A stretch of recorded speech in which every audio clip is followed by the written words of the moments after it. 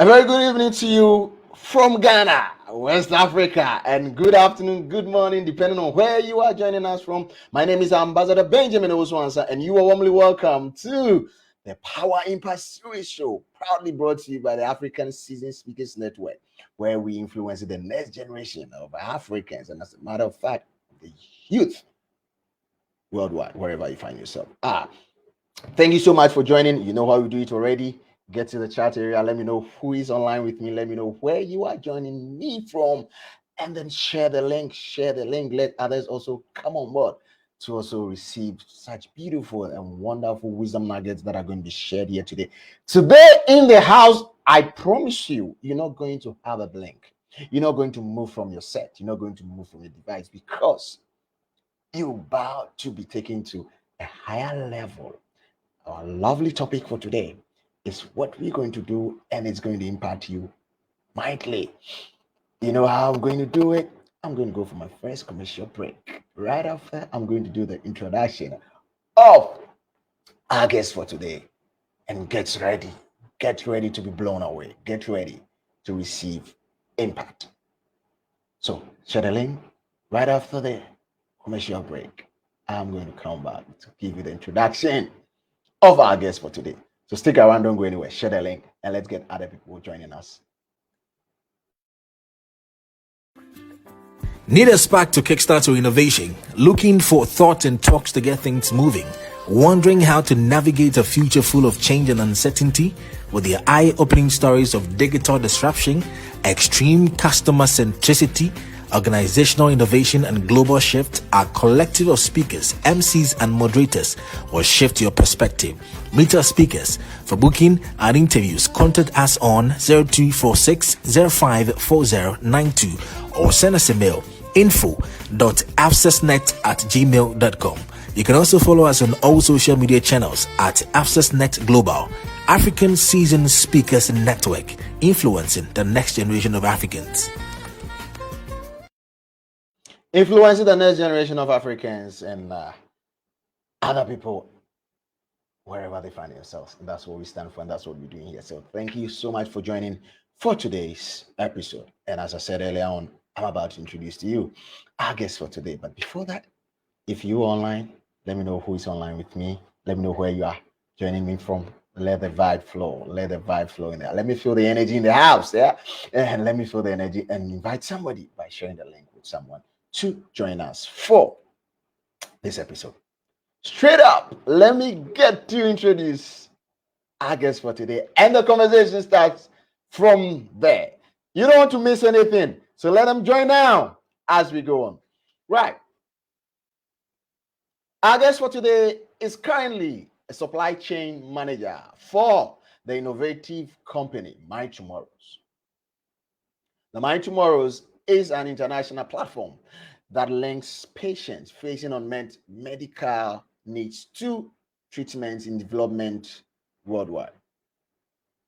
As an entrepreneur who is passionate about innovation and entrepreneurship in Africa, our guest is the co-founder of MapTech Logistics and Kumasi Hive.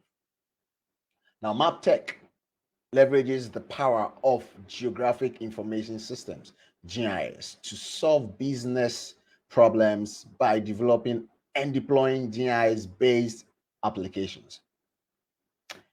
And Kumasi Hive, on the other hand, is an innovative hub that promotes the rapid prototyping of ideas, entrepreneurship, and youth development. In 2016, our guest was named by Forbes Africa on the 30 under 30 list. Our guest is the founding curator of TEDx KNUST, a World Economic Forum, that's WEF, global shaper, and a fellow of the Africa Comment program. Yeah. Our guest has served as speaker at multiple international conferences worldwide. And our guest today is an active member of the Ghana Think Tank. Ladies and gentlemen, if you are ready, just as I'm ready, and I'm ready to receive from this wonderful guest, help me welcome for the very first time onto the Power Impact series. No other person than Prince Boadu. Prince Boadu here with us for the very first time on the Power Impact series. Oh my goodness! Yeah, How are I'm you, Prince? excited.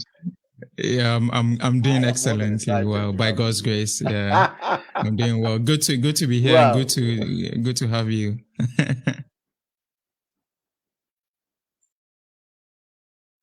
Yeah. Can you hear me? right. Good to have you too. Good to have you too. Prince, Yeah. Yeah. yeah, I can hear you. Can you hear me too? Yes, please. I can. Yeah. Right.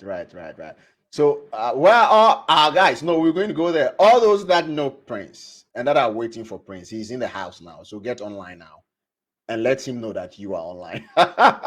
Because now I've carried your message to Prince. So he's in here now. Right. So I read a little bit about you, but hey, you are here. We want to ask, who is Prince?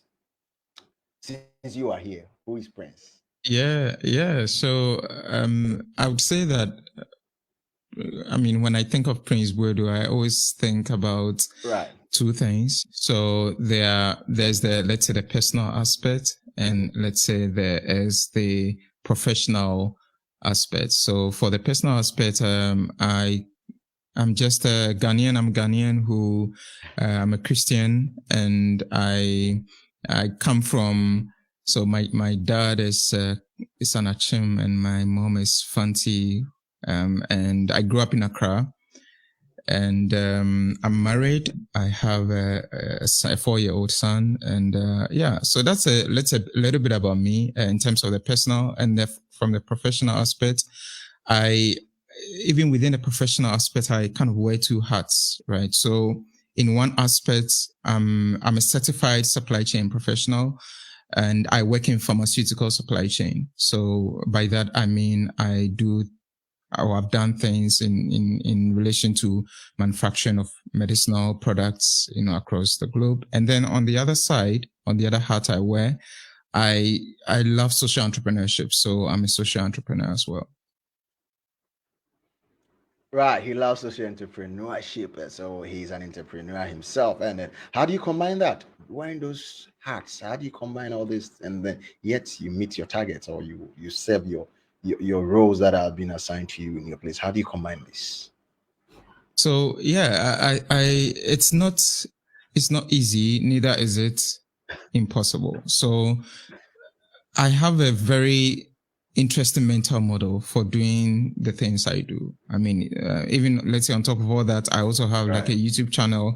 I also do something similar to what you do, called the People Who Inspire series, where I started like 2 years ago. So every week I kind of interview or have conversations with young, people. So the model I use basically is I try to build like a team around ideas that I have. So, and this is like a model that I always tell young entrepreneurs that I am not, let's say, personally interested in solopreneurship, like being the one man show kind of thing. Right. So when I have an idea, I always try to build a team around it, either find a co-founder who is technically astute or, find other people who I can share the vision with. So that kind of gives me some buffer, as far as execution is concerned. So if you take, by God's grace in the past, I've started, different things. And for all those things I've started, I always built a team around, that idea. Of course, with things like my professional life as a supply chain person that I cannot outsource. So I have to do it myself and stuff like that. But it's always manageable and also requires a lot of extra time. So when people are sleeping, you are probably awake doing something, and that's let's say the price that comes with, trying to do what I do. Right. That's it. So growing up, did you have this kind of foresight? Did you have this kind of thing being, I mean, what you're doing now? Did you start it whilst you're growing up? Then we want to have that experience from you. I mean, where did you school? Where did you pick it up? And did you have this thing Yeah. way back in school, or it just came up whilst you started your professional life? Yeah, I mean, thanks for that question. So I think that, and looking back, and it's always the kind of the benefit of hindsight. The looking back, I realized that I've always had this proclivity towards creating impact or kind of creating opportunities for other people. So I went to to start with JSS. I went to JSS in Accra. Like I said, I grew up in Accra. I went to a school called Vicans Preparatory School, a very small school at the time. And from there, I went to Infanspem, right? So and I remember very well, like a lot of the things and all these things came to me, quite recently, but then I kind of connected the dots. So whilst at Infanspem, by God's grace, I was quite active in so many things. Eventually, I was part of a committee in Infanspem called the ATIFOB Committee, which is the Achieving the Impossible for Butche. And this committee was set up by my year group to kind of do a project. So we had a culture where every year group that is about to leave would do a project for the school. And we came up with the ATIFOB committee to do a project. And I served on this committee because I was the SLC vice president and also the deputy head boy. So we even at the time we had the vision the project was huge. We wanted to buy a Marco Polo bus for Infanspem back in 2005. Yeah. Wow. So yeah. So how are you going to raise that money?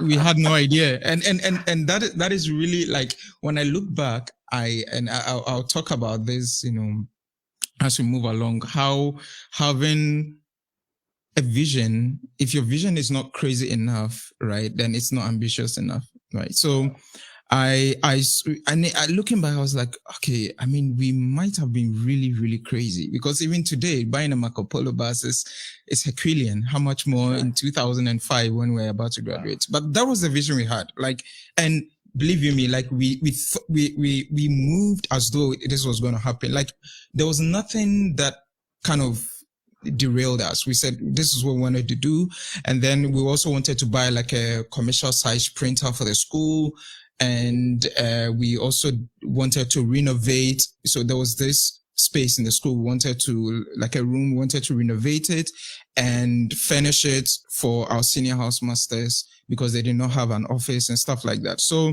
that was, like, let's say the overarching vision that we had. So I remember very well myself, Eugene Foley, Kofi Abankwa, Joseph Kwartin, like the squad. We would, and I remember the vacations, right? What we did was would go to Accra, wear Fansperm tie, everything, and because we knew we had a very strong alumni network. So I remember we would go to various banks and everything, look for the mobiles over there, try to raise funds, convince them. We went to the World Bank office because there was a mobile who was a manager or a director there. We went there, trying to convince them, raising money from parents, from everywhere. Right. So I think that was the culmination, right? So, and then after Infanspem, I'll come back to the outcome of that ATIFOB committee soon. But after Infanspem, I also volunteered with the Scripture Union. So for the 1 year that we were at home, I was a Bible clubs coordinator, and I was managing, I think, 15 schools in Accra West. So I used to go from school to school, doing kind of devotions with them, and also introducing them to the Daily Power, Daily Guide, and Quiet Times, things like that. So I think the proclivity for creating impact, and looking back then I was doing it because I just loved doing it. But looking back, I think it's always been there. So the ATIFOB committee, eventually we couldn't raise enough to buy the bus. Okay. But what we were able to raise, every other thing on the list we were able to do, right? So we raised quite a lot of money back in the day, right?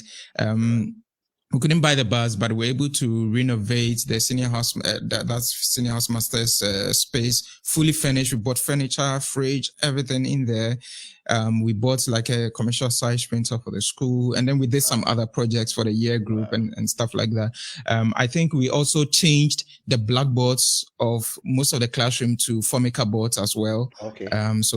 Yeah, we were able to do all those things. So looking back, I think that has been, kind of my passion. And then from Infanspem, like I said, I did some work with Scripture Union. Again, it was a volunteering thing, so we're not like paid any salary. So for the 1 year, I was just volunteering. I was just working, and then from there went to KNUST to study building technology. And during KNUST, that's where like I got into a lot of entrepreneurship activities as well. So I remember myself and some friends of mine, Stylish and then Rick, we started our first, I was in second year. That was when I registered my first ever company. So second year, yes, we did that. And I remember so well, we boarded a bus to Accra. We had no idea how to register a company. And back then it wasn't online. So we went to Registrar General's department, knew no one, had no idea. And I remember also that we didn't have enough money to even buy food. We only had transport to take us to Accra and back to Kumasi, but you couldn't eat that day.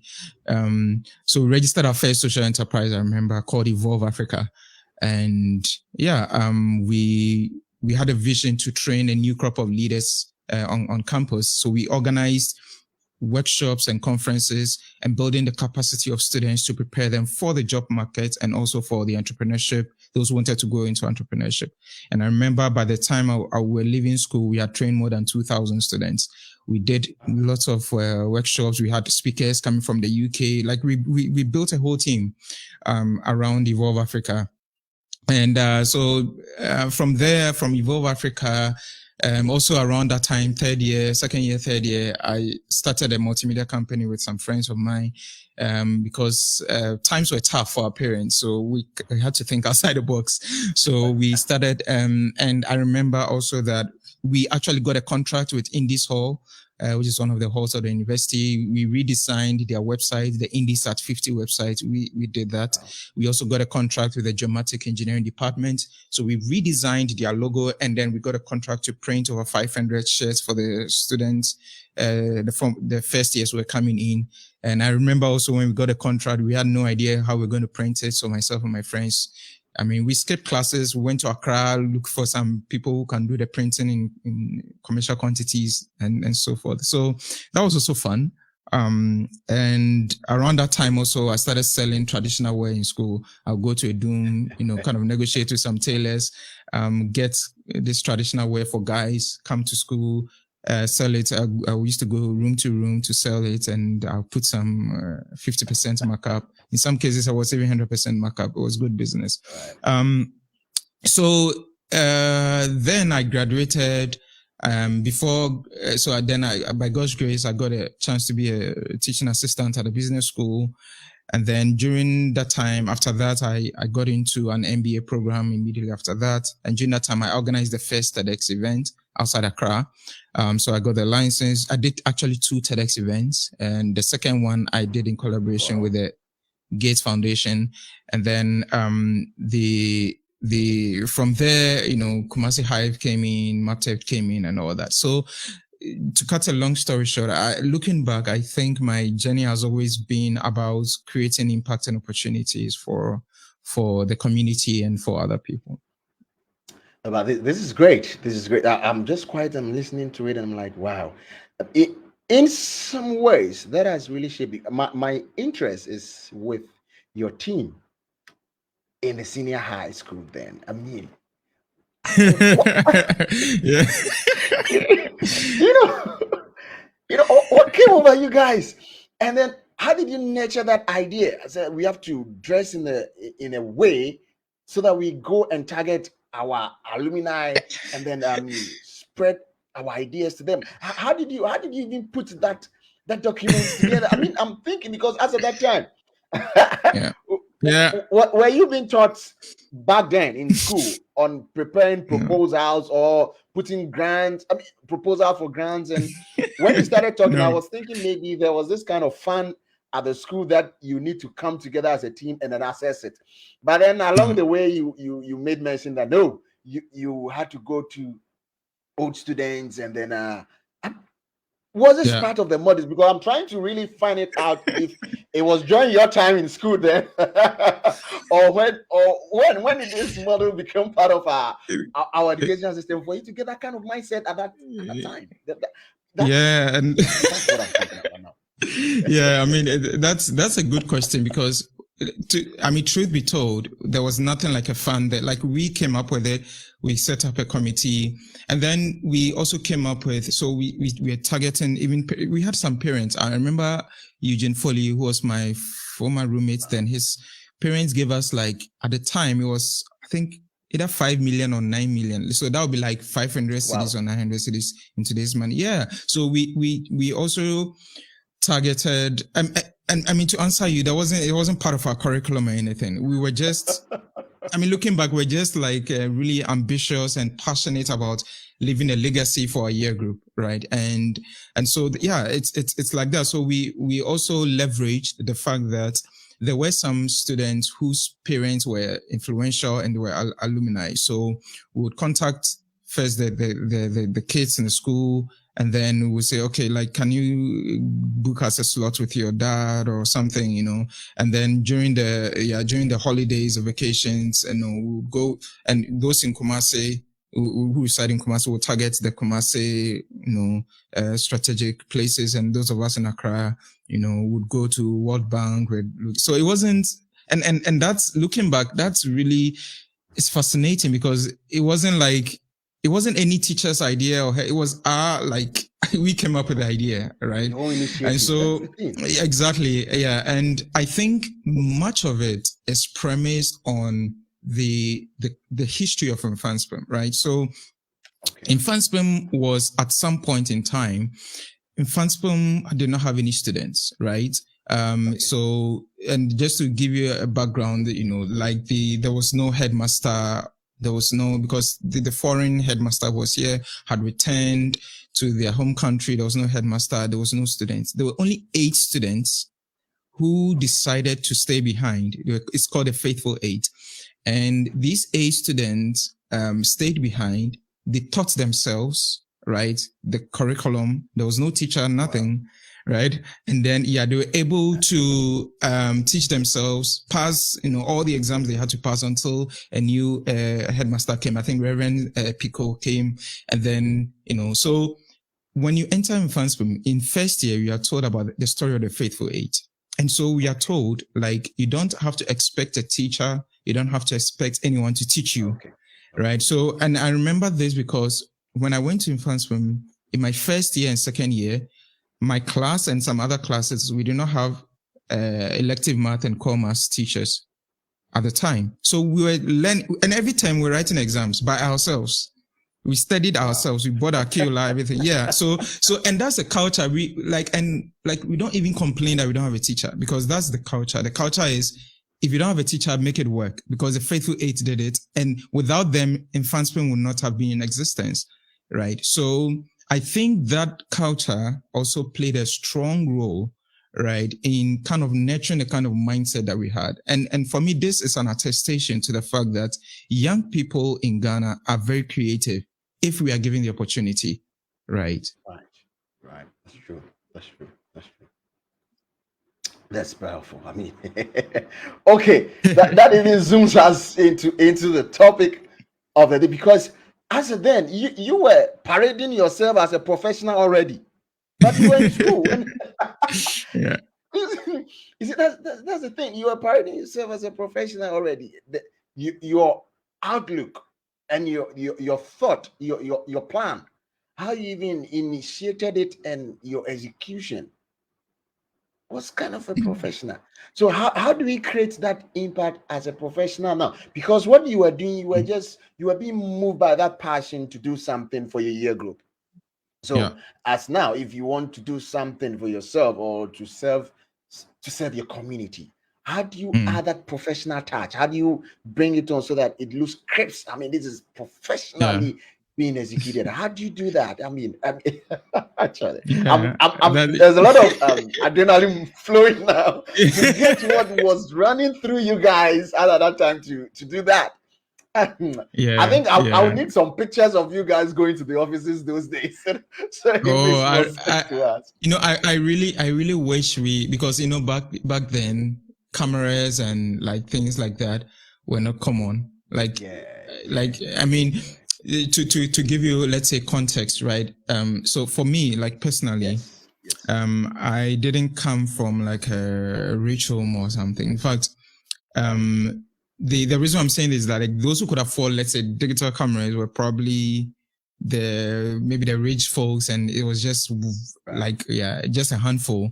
And I also remember that from my school, I was actually the first person from my JHS to attend infant swim, and I was also the only person in my year group to get there. So very kind of very humble beginnings and all that. So we didn't have like cameras and all that, but there are lots of because the project was for a year group, the 2005 year group, they know the projects we executed, and initially we wanted to buy a Marco Polo bus. It was thinking of it, like that was really, really ambitious. Anyway, so coming to your question Really? about yeah, coming to your Because I question, mean, like people think of doing something, and then you guys, I mean, hey, wow, that's yeah, good. because yeah, at the time we didn't have a school bus. It was the bone shaker that the school was using to like get food and everything. Sometimes when we wanted to like go to debates and everything. In fact, one of the Artifope committee members, Kofi Abankwa, I think he's currently with PricewaterhouseCoopers, and he Okay. he was like also like he was a national debates champion. Like he won like, yeah. So, and he was part of the Artifope committee, and Wow. I still remember. Oh yeah, we used to meet thinking about proposals. You know, how to get parents to some parents to buy in and everything. So yeah, I think that there are still people or young people like that, and I think the only thing I believe that is missing is the opportunity, you know, for them to show forth what they are capable of doing. I mean, now it's easier because now you could do some crowdfunding things. You know, you could set up a GoFundMe or something, you know, even as a student. And I think now it's even more possible to do what we wanted to achieve back then. But Right. back in those days, internet was internet was not even like we had, there was, so we had to like write letters physically. We had to physically go to people and stuff like that. So yeah, it was fun. This is real fun. Yeah, thank you so much if you're joining us. Welcome to the Power Impact series, where today we are here with the co-founder of Kumasi Hive, Prince Boadu. I mean, he's giving us a wonderful story. I'm still trying to get the whole thing. I'm trying to put it together at that age, and how they wanted to buy a Marco Polo bus. Can you believe that at that age? And with no assurance of any fans, but these people came together and said, "This is what we want to do for a year group," and they embark on that journey. I'm sure this is some of the things that has culminated into him doing what he's doing now. So I don't know what you're doing now. I don't know what you are striving to achieve, but hey, whatever hurdles you are crossing, I think it is shaping you for a greater point that you're going to just execute in your journey of life. So thank you so much. I have Lady Shalitha. Thank you so much. Can you hear us now? I'm sure it's clear now at your end. Lady Shalitha, thank you for joining us. Happy Sunday to you too. Thank you so much. Bob, all the way from South Africa. We are glad that you are joining us. And Kola, all the way from the northern side of Ghana. Thank you so much for joining us. Keep letting your comments come in, and then we cherish and then we appreciate you all for joining us. If you've not shared the link, do it now, because we are zooming in now. We are zooming in now, and it's been a wonderful time with Prince here. Okay, so now that impact that you are creating, what were some of the challenges you faced on those journeys that we can bring it into having the professional look now? If anyone is embarking on any journey, what are some of the challenges that you're going to face? And as a professional, how do you manage it, or how do you control it as a professional? Those challenges that you faced back then, and I'm sure back then, Prince, this thing, back then, were there any form of intimidations you guys face and all those that, and then bringing it to current roles that you're playing, so that we can learn from it and then pick it up as a professional? What were some of the challenges you face and how you can make it right now as a professional? Yeah, and yeah, this I mean, one of the like I personally believe that like whatever pathway you choose, there'll be challenges, right? Whether you choose the easy path, there'll be challenges, and if you choose the hard path, there would also be challenges.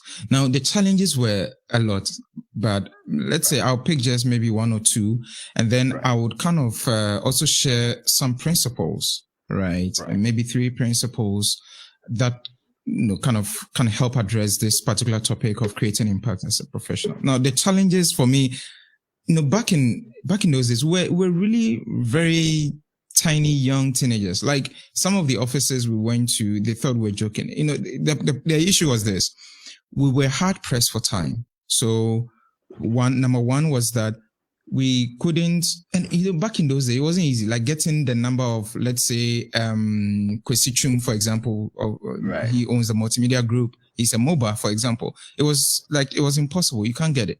So what we did was, like, to put it bluntly, we just showed up, right? So, without any appointments, right? I remember we went to, we went to the margins group. I think he's called, Baden. I've forgotten his full name, but yeah, we just showed up dressed in a fancy tie with a khaki and white top, and then we just showed up. You sack us, that's fine. We'll go to the next office. Like, I believe that to create an impact, you should have some degree of naivety, right? And some childlike kind of mindset where you don't really care what happens, right? So it's a balance between reality and naivety. I think that's my principle, right? So we just showed up, and some of the offices, they wouldn't even allow us. Imagine like the World Bank, for example, it was high security. Like we didn't care. We just showed up. And when we said, oh yeah, we are looking for, and before then we did our research, so we know which mobile is in that office, right? So we just showed up. So we are looking for Ambassador Benjamin Usoansa, for example. And then we'll go there, and then we say, okay, the security will say, do you have an appointment? In some cases we say, yeah, we are from his old school. So here to see him, and for the World Bank one, it shocked us because we thought they were not going to allow us. But eventually we got in, they gave us like a conference room. We waited, for the mobile came in, and then we had, and then we went to the multimedia group as well. In fact, one of the, we met, in fact, 2 other mobiles over there, at the multimedia group, because I think Kwesichum was not around at the time, but we met 2 they gave us audience. And the thing is, the mobiles, the Phantom Old Boys Association they're very receptive. And when they saw us, they were kind of like, just as you are expressing your shock, they were kind of shocked. They're like, okay, so you just showed up, like, and like you want to buy a bus. Like that intrigue also kind of gave us an advantage, right? So I wouldn't, like, I have a perception about challenges, right? I see challenges as opportunities in a way, right? So these were challenges that we faced. The fact that 1, we're so young. Number 2, we didn't have any appointments. Number 3, like we just showed up, right? And our vision at the time sounded ridiculous, right? So all these things were challenges in a way. But I think for me, what I would like to share, like for today's discussion, are 3 principles, right? Right. That can help any professional watching today's video to think in an impactful manner, right? I think the whole world has become rife with money-making agenda, right? So for everything, people are thinking of how do we make money? It's all about money, money, money, money. Like what you're doing now, you're not being paid, but you're doing it, right? So you're creating impact. Now, but before we can think about these principles, we have to think about what really is impact, right? So I personally see impact as influence, right? So your ability to influence a situation, a person, an organization, a colleague, a friend, a child, a parent, like wherever there's influence, there's impact, right? So that's how I think about creating impact. Now, there are three principles. The first principle that I kind of think about a lot whenever like also thinking through for today's meeting is, number one is look beyond yourself, right? So why am I saying this? You cannot create impact if every time you are the focus of attention. Right. It's all about you. How do I make money? How do I do I? When you are very I-centered, you are likely not to see the problems of other people. Because whatever you do, you as a person, you would always have a problem. You always have a need. But impact does not mean solve all your needs first, and when you're done, then you look at the other person. No. Right? So the number one principle, look beyond yourself. Right? Look beyond it. So if you're watching this video, you're thinking, maybe, for example, I don't have a job. How do I think about impact when I don't have a job? Right. But the thing is, I've done so. Like Kumasi Hive started when I didn't have a job personally as well. Right. So the mindset of impact is crucial. So number one, think beyond yourself. Number two is the mindset. That's what I just mentioned, right? You need to have a certain kind of mindset that goes beyond limitations and challenges. Right. So if you want to do something, the natural human default setting is to first think about what are the stumbling blocks. That's the first thing that comes, right? So for example, when you reached out to me, right, the natural instinct is, okay, am I available? What kind of topic am I going to get? I'm busy, it's a Sunday, I'm preparing for Monday. Those are the stumbling blocks that come to mind. Right. But then I pushed all that aside and I said, okay, who is going to benefit from watching this video? Right. So in that case, the benefits that others are going to derive far outweighed the stumbling blocks that I have conceived in my mind. So number one is look beyond yourself. Number two, change your mindset beyond the challenges and stumbling blocks. And number three, which is something I learned from Simon Sinek, where he talked about, so you see the first two are like a personal, like it's for you, something for you to work on. But the number three is in the organizational setting or in a company setting, right? If as a professional, you work with people or you work within an organization. And I learned this principle from Simon Sinek, which is based on game theory, right? Okay. Where he says that we need to go beyond what we call finite games to infinite games, right? So what is a finite game? A finite game is, an example is a game of football match. When Arsenal or Liverpool want to play, there are two parties, right? There are set rules. Players cannot touch the ball with their hands. If you touch the ball with your hands, it's a foul. But the goalkeepers can. So there are set rules. And then there's an agreed upon outcome. At the end of 90 minutes, whoever has the highest goals wins. And that's the game closed. Then the next match is played. So with finite games, it is short-term oriented. The players involved have kind of a finite mindset. There are known rules. The rules are known, right? And then you play the game, and then there's an outcome, right? That's why when it's a draw and it's the final, it's a draw, we still have to play extra time and play penalties because we need to get a winner at the end of the game. Now, Simon Sinek says we should move beyond the finite mindset to infinite. Now, in the infinite kind of game, right, there are also players, right? But the rules are not fully known. Okay. And the aim is not to win. The aim is to keep the game going.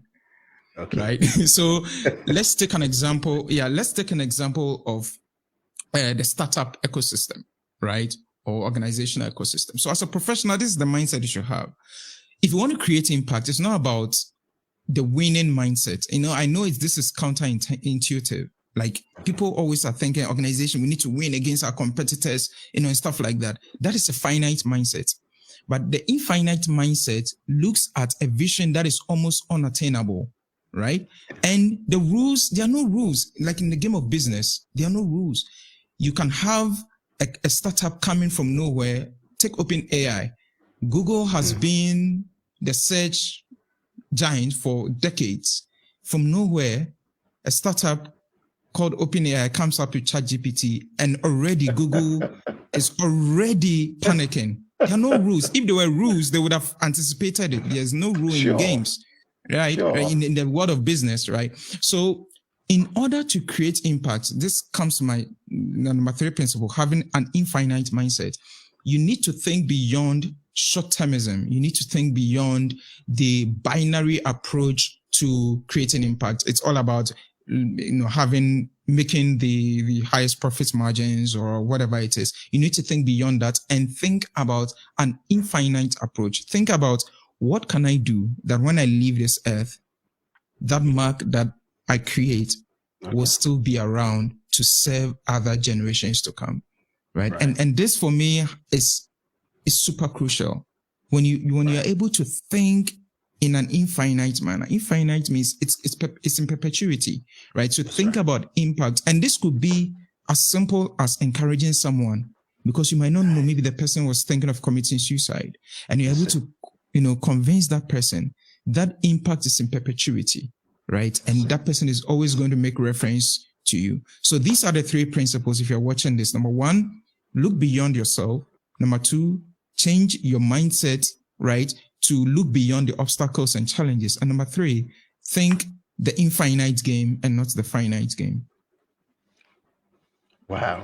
Think the infinite game, not the finite game. And this throws us into another arena on its own, because everybody is trying to get something. I mean, back here, this is what most people say, what's in it for me? If there's nothing for me to gain, then I don't think I'll come on board to support what you're doing. But with this infinite game means there should be the thing should run. It doesn't matter whether I'm gaining or not. It's the impacts that I'm creating. Now, how many people are ready to go that mile or go that journey with you? How can one cultivate that kind of habit, or that kind of love and that kind of passion to move on that? Hey, it doesn't matter if I'm not going to gain anything now, but I'm going to leave a legacy which is going to change the mindset of people. What will be some of the things that will cause people to think in these lines or go into this direction? And thanks for that question. So I'll give 2 examples, right? And what I'm sharing is not like theory. Like I said, it's just me looking back at my life, and I realize that I've already applied these and I keep applying them. So like I told you, we started my first organization. I started my first organization with my friends, 2 of my friends, Rick and Stylish. And we started Evolve Africa. Now, Evolve Africa was actually like a mnemonic that stands for entrepreneurs with valor and organizations and leaders with vision. So that's the acronym Evolve. Now, and again, I was just probably 19 or something. I was young then, all right? And when we started Evolve Africa, right, I'll tell you this, and for those of you watching, I hope that you can get this lesson.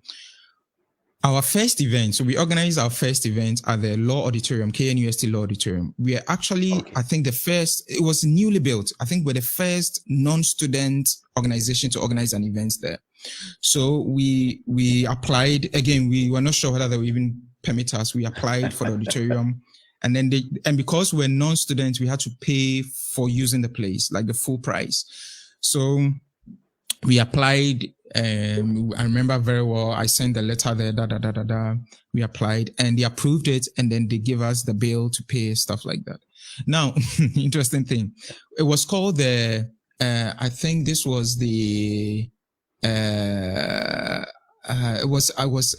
entrepreneurship and leadership. I've forgotten the name that we even gave it. It's always in my mind, but I've forgotten. But it was a leadership and entrepreneurship kind of seminar, right? Now the Law Auditorium seated at I think if my memory serves me right, between 350 and 400 or something like that. So we did our calculation. We're like, okay, we're a social enterprise, right? So the idea is that if you're able to fill the auditorium, right, then whatever we did a calculation, if we take away our cost of setting everything up, getting our speakers and everything, then we'll get some money to organize the next event, right? Because the whole idea was to prepare students, because, and we saw a need in the market. One, students did not even know how to prepare their CVs, before leaving school. Sure. They did not have any professional, exposure. And those who wanted to be entrepreneurs had no idea what it meant, right? So this was the need we were trying to address. So coming back to you were a student. You were a student. Then. Yes. Yeah, I was in the second year. Yeah.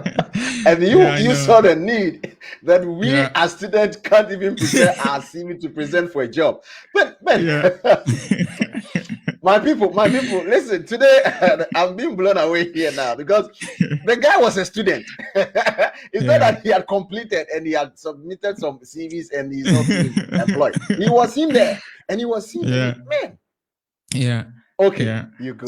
So we got a law auditorium. We got the speakers. I remember very well. We got a speaker also from the UK who came. Dr. Japan came, and all that. Now, this is where the principle that I shared comes in. We did not have enough money for marketing. Remember, we're students. We did not have enough money for anything. So, and this is funny. Some of my team members, and coming to your question, decided to, including myself and my co-founder, we decided to put in a hostel fee and everything to help organize the program so that when we get the money out, then we can pay. So some of us were kind of doing hide and seek with our hostel managers for a bit because, we had used our money to book the auditorium and printed. We couldn't print even a lot of flyers and posters because we didn't have enough money. But we still wanted to organize. And then we had to get item 13, like food and stuff like that. So, and then we also realized later that they said they would not allow us to eat in auditorium or our participants to eat in auditorium. So we had to rent additional tents at the foyer of the law auditorium, and I also rent chairs. So we had to go to OA. I had to move around OA. And then there was this other one for renting chairs and stuff like that.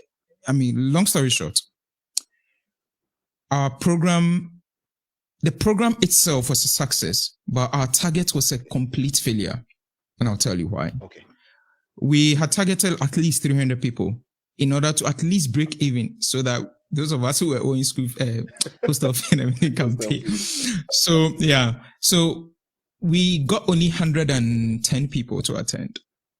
So, okay. And I remember that day, because we had volunteers who were ushering and everything.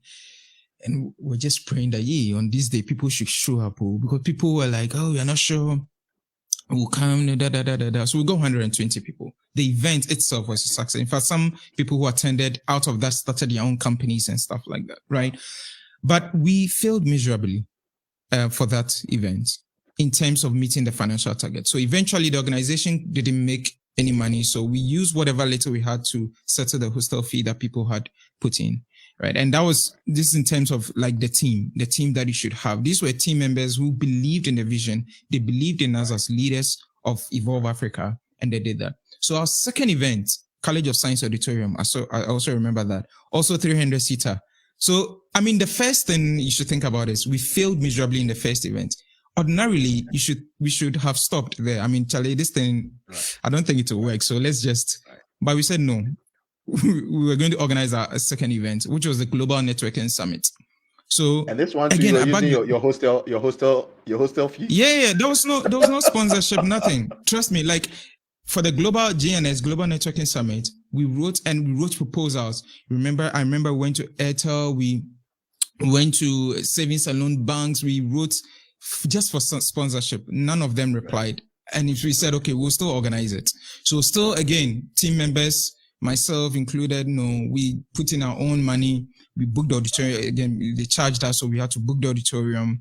And then after we booked the auditorium, and this is where, for me, like you said, what keeps us going is really the vision of creating impact at all costs.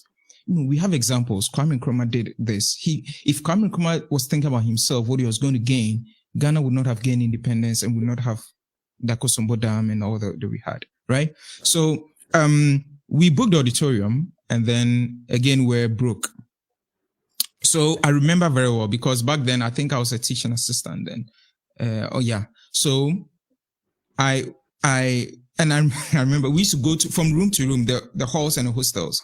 We'll pitch the idea to them because we didn't have enough money for posters. Okay. So normally on campus, when you have an event, you have lots of posters. There's a lot of activation so people can see the event, the posters. We only had money for one banner that we did, and that was it. Our money was finished. Right. Now, we did a global networking summit to teach students how to network. Right. So the whole idea was that the world is becoming globalized. Right. And so we need to build networking capabilities. And we had promised in pitching to students that every person that attends the event will get free business cards. So we're going to, with their names and the course they are reading and everything, we're going to provide this to all the 350 students that were going to potentially fill the auditorium, right? So that was an additional cost element we had promised. But we're like, yeah, this is how because if you go to an event, and at the time, students didn't even know how to use a business card, right? So we said, okay, we'll print, if you register and you pay on time, we'll print business cards, customize your name, the program, and then when you come, you can network and all that. So we didn't have any money for posters. So I remember like 2 weeks to the event, we had sold about 50 tickets or so. Like it was a disaster. And I remember very well. We're like, okay. So one time I went to Indies Hall, one of the halls. I went and then I was pitching the event to some people in their rooms, right? Some ladies. And they said, and at the time, how much was it? Maybe it was 10 or 15 cedis or something, or 20, something of that. So students were like, they didn't have enough money, and da. So then, right, I got an idea. I said, okay, it's 2 weeks to the event. You don't have the money, I understand. Let's do this. Because I could tell that for them, taking away the full money and paying felt a lot. So I said, okay, we are going to do. So I prepared an Excel sheet, like a table. But on the first day, I drew it with my hand. So I write their names, right? And then I did some columns where every day after work, I was a national service person then, a TA at the business school. Every day after work, I'll come and collect 50 pesos. So that's what I was doing. I was doing like a susu. So I adopted a susu, as we call it. Yeah, it's a susu model. So immediately I assembled my team and I said, guys, this is why we are not selling the tickets. They feel that their money is too much. So let's approach this way. Okay. And believe you me, by the time the day to the event, we have sold 300 tickets. Wow. Right. So we had filled the auditorium, and actually there were people who showed up on that day that did not get like seats because they in their minds, we'll show up and buy tickets at the entrance, but it was already booked. Right. Wow. So we did that, and we're able to at that event, we were able to bring Professor Kwame Ado at the time, right? Professor Kwame Ado, he designed the Colombian peso and then also one of the Mercedes E-Class. And he designed the NDC umbrella thing. He's the guy behind it. Okay. Right. So, and then we also invited Jacko Onimo, the renowned palm wine, the legend. Yeah, he came. Yeah, we got Dr. Japan from the UK. We got a few other speakers, Marilyn, Mrs. Marilyn Owusu and so forth. So we were able to do the event. And then now this is the power of teams. And this is just for that aspect. And then when we come to Kumasi High, for example, George Appiah and then the other co-founders, we started this in 2016. I've never taken a salary or anything. We don't get paid, right? But now we have a team of, I think, 40 full-time staff that work at Kumasi High who get paid every month. Now the fulfillment, right? That's what I was saying. Like, I look beyond myself. I don't get paid, but someone else gets paid. And a young person finishes national service, he needs, somewhere to work, right? And we are creating that. Yeah. We've created startups coming out of the Kumasi Hive incubator who have gone to win like innovation awards all over the globe, right? So these principles I've shared are not just theoretical, but as much as I can, of course, I try to apply them. Yeah. Well, he tries to apply. Don't worry, Sally. If you join us late, don't worry, don't worry. The good thing about technology is that you can go back anytime to watch it. So don't worry at all, because what he shared with us, you need to go back and then get it, because this is not theory. It is his life that he's lived over the years, and he's sharing with us the ins and outs of it, and it is so powerful. I'm really interested. You see something, Prince. This is why I now understand. And I understand your videos you've been putting on your YouTube channel. Yeah. Trust me, and I understand your videos, because there was one video you put on your YouTube channel, and then I watched it, and I'm like, what does this guy seems to get out of this video that he's made? And it was about your the Kumawood videos. Oh yeah, the Kumawood. Yeah. I did the Kumawood. Yeah. I said, what is this guy? What business has he got to do with it? But the truth is, that video you did, right? For me personally, it actually opened my eye to certain things that I wasn't seeing about what they were doing. And then I had some friends in there, and I started pointing your videos to them that go and watch it and understand your industry yourself. So I now understand you now, because you meant to create impact, and it's not what you're going to get now. But and then just as the Kumawood thing I'm talking about, the film industry, now those who went to watch it are now beginning to add some kind of professionalism to what they are doing. Yeah, and they are benefiting. Yeah. They are benefiting, but you have just created that ripple effect, but get somewhere. So I think I now understand it. I understand it. Viewers, that's the man for you here, Prince. I mean, he's going to drop his handles, so you follow him and then watch some of his videos that he's done, and then you understand this topic that he's shared with us. He has actually poured out his life story. He's poured out his life to us today, and what is going to ring in my mind is still this guy's wanting to buy a Marco Polo bus. You can imagine that at that age. I mean, well, but I really appreciate your time and sharing with us. Yeah, sure. So I would just want you to drop your handles, and then you tell us about any upcoming programs you are. I'm so glad you said Kumasi Hive is still in the system and it's still running, because we need most of these things you did back then. I'm sure now you've even modified it for the current crop of students now. I'm so sure, because times have changed and then the dynamics have changed. So I'm sure you've done some. So what are some of your upcoming programs or anything that you have in mind about doing, and then your handles as well, so we follow you? Yeah, sure. Thanks, Benjamin. So I think, I mean, for me personally, you can follow the Kumasi Hive website. So, I mean, we started, like I said, myself and my team, we started Evolve Africa. And then, after school, we all kind of parted ways. And then the same passion is what I took into Kumasi Hive, and we're able to come this far. I think that in terms of programs, just visit the Kumasi Hive website, get to know what we do. So we are an innovation hub that we are spearheading the rapid prototyping of ideas. And, the traditional thing has been software development has been the focus. So we decided to look at hardware innovations, and how we can essentially equip the youth with innovative skills, and tool sets for them to start their own companies or to become relevant in today's competitive global environment. So I think we've been able to do that. We have lots of programs like the Girls in Biotech event program. We have so many programs, collaborations with MasterCard Foundation, the World Bank, and all other, organizations to kind of create the platform for young people and young innovators to thrive. So just visit kumasihive.com on the website, and you get to know a lot of things we do. We also have a co-working space. So for those of you who are startup founders and cannot afford traditional office space, you can book office spaces and events. We also have event space and conference rooms. So if you want to organize an event, a conference, or you want to host an investor, you can book Massive Hive, our event space, or any of our rooms there. It's paid on a daily basis or hourly basis if you want, and then it's very affordable as well. So just do that. And I also have a YouTube channel, like I mentioned. It's called PKB Inspire, I like you said, I just try to think critically about societal topics and organizational topics, and topics that can be an inspiration to everyone. So you can also visit PKB Inspire YouTube channel and subscribe and watch the videos and get yourself informed.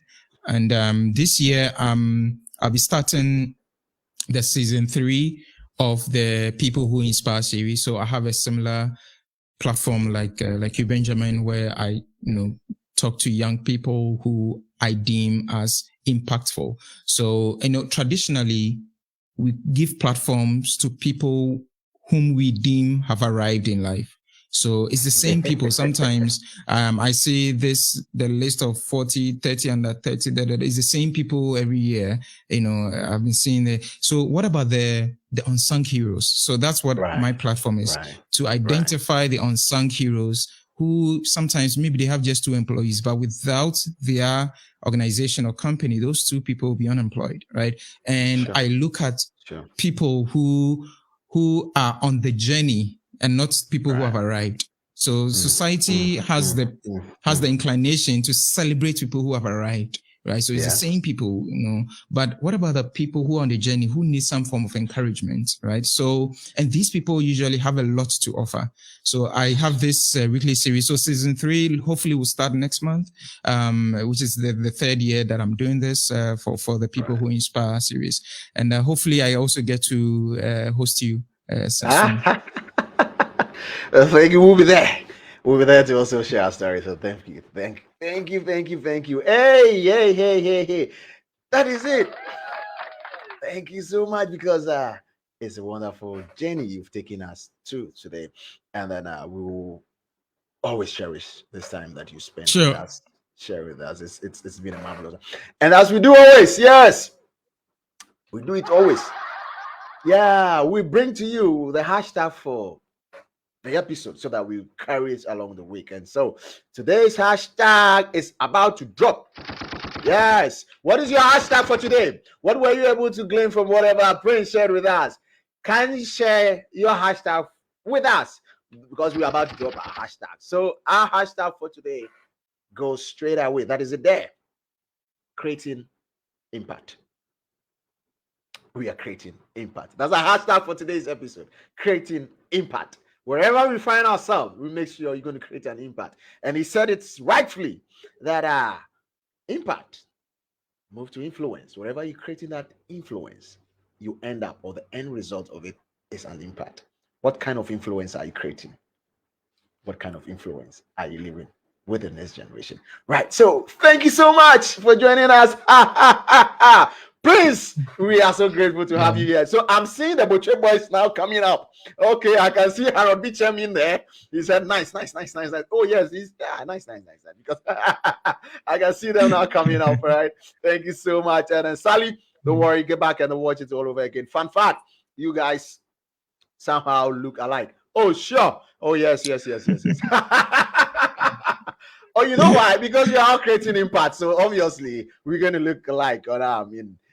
He does the same thing I'm doing. So what's the difference? We're looking alike. Yes. Thank you so much for joining us. And then so we want to say a very big thank you to Prince for joining us for this episode, and thank you also for joining this episode today. And as I always say, dreams are in levels. Make sure you get to the top level of your dream. So we'll meet same time next week, the same place, same platform. It's by 4 now. And remember that you need to create an impact based on the influence you share with the people you love. Have a wonderful week, and we'll meet same